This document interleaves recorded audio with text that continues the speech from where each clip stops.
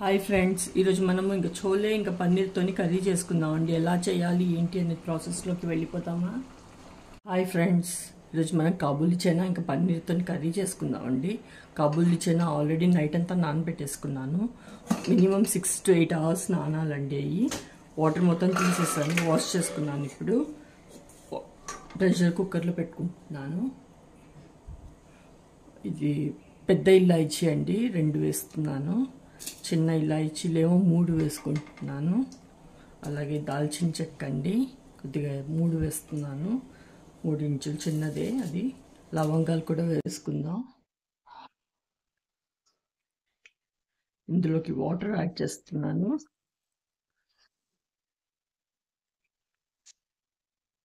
అలాగే కొద్దిగా సాల్ట్ వేస్తున్నాను. ఒక 4 విజిల్స్ వచ్చాక అండి ఆఫ్ చేసేద్దాం.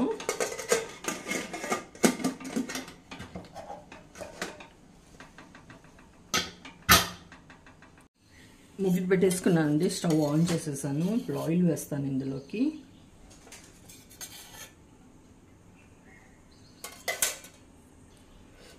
ఇది కొద్దిగా జీలకర్ర వేస్తున్నాను. అలాగే కసూరి మేతి కూడా వేస్తానండి.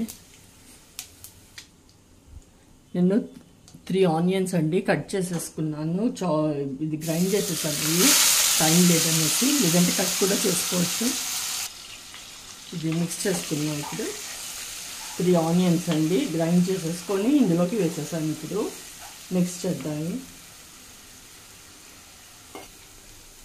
ఇది ఇప్పుడు ఇక్కడ మిక్స్ చేద్దామండి. అల్లం వెల్లుల్లి పేస్ట్ వేసేస్తాను.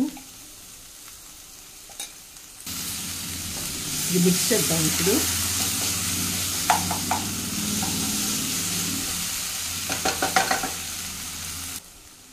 ఏం చేస్తున్నానంటే 3 టమాటోస్ అండి, అవి కూడా గ్రైండ్ చేసేసుకున్నాను.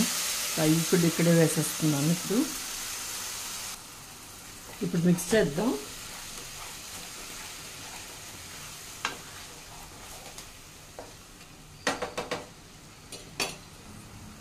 కొద్దిగా ఒక 1/4 స్పూన్ అండి పసుపు వేసుకున్నాను. అలాగే ధనియా పౌడర్ కూడా వేస్తున్నాను.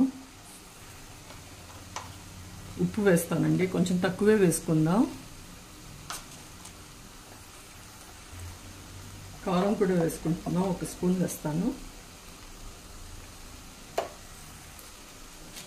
ఇది చోలే మసాలా యాడ్ చేస్తానండి ఇందులోకి. 1 టేబుల్ స్పూన్ వేసుకున్నాను.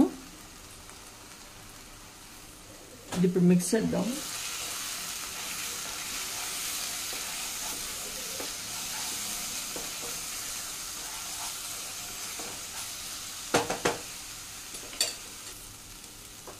ఇది కాబూలీ చనా అండి వేసుకుందాం ఇందులోకి. నానబెట్టింది ఉడికిపోయాయి మొత్తం. ఇది మిక్స్ చేస్తాను.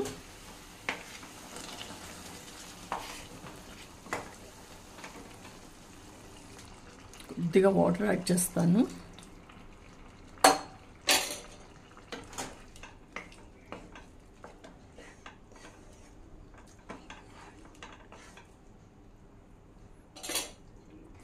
అలాగే నేను ఇక్కడ పన్నీర్ కూడా కట్ చేసి పెట్టేసుకున్నానండి. ఇప్పుడు అవి కూడా వేసేస్తాను. ఇక్కడ మిక్స్ చేద్దాం.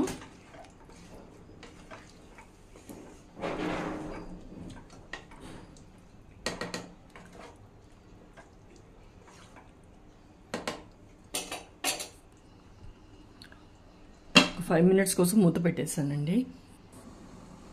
అలాగే కొత్తిమీర కూడా వేసుకుందాం అండి.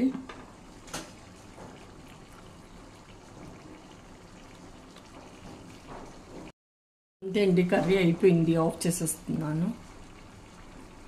చోలే ఇంకా పన్నీర్ కర్రీ అండి ఈరోజు మా ఇంట్లో వచ్చేసి రెసిపీ. మీరు ఏం చేశారు కామెంట్ చేయండి తప్పకుండా.